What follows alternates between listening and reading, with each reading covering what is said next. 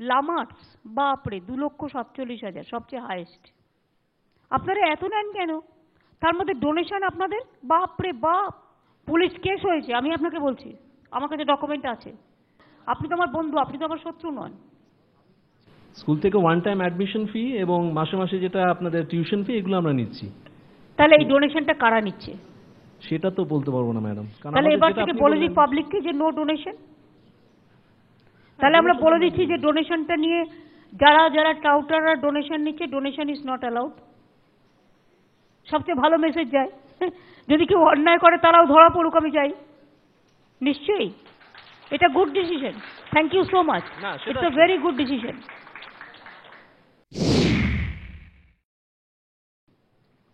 Heritage কিন্তু আমার কাছে লেখা আছে 1,85,700। Not that? 9,000 rupees per month, so it comes to 1,08,000.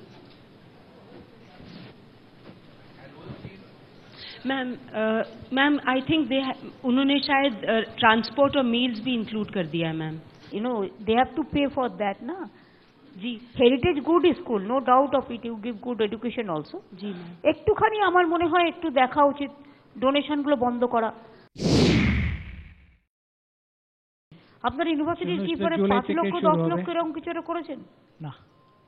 কত করেছেন? 15 লক্ষ? আমরা তো ওয়েবসাইটে দিয়ে দিয়েছি। কত? 5 লাখ কত? অ্যাভারেজ হচ্ছে 40,000 পার সেমেস্টার। কত? 5 লাখ? 5 লাখ যে এডুকেশন মিনিস্টার বলছে, আমি বলছি না। না। বিকম অনার্স কত? মাস কমিউনিকেশন হতে পারে। 5 লাখ? হ্যাঁ। ও মাই গড, কি আবার কি 5 লাখ দিয়ে এডুকেশন? আপনাদের কি টাকার অভাব? আপনাদের কত ফ্রেন্ড আছে, কত অ্যালুমনি আছে, আপনারা কেন করছেন? আছে আছে আছে। ও প্রচুর টাকা কালেকশন করে, ডোনেশনও প্রচুর নেয়। ইউনিভার্সিটি থেকে এখন সেন্ট জেভিয়ার্সের কিন্তু সেম কমপ্লেন। আমি জানি না, দেখুন আমার কাছে প্রচুর কমপ্লেন এসেছে, কিন্তু আমি যেহেতু আপনাদের ওখানে যাই, আপনাদের আমি একটা আলাদাভাবে রেসপেক্ট করি, ইজ্জত করি, কাজে আপনি একটু দেখে নিন কেউ কেউ মিসইউজ করছে বা ইউজ করছে, দেখে নিন একটু। শিক্ষা আয়তনে কে এসছেন? ওদের অবশ্য কম আছে। আপনাদের 45,000 টাজারের মধ্যে আছে আমাদের অ্যাট দ্য মোমেন্ট 60,000 হয়েছে। আর আমাদের কোনো সিকিউরিটি ডিপোজিট নেওয়া হয় না। মাসের যে টিউশন ফিটা সেটা হচ্ছে 3,800 টাকা।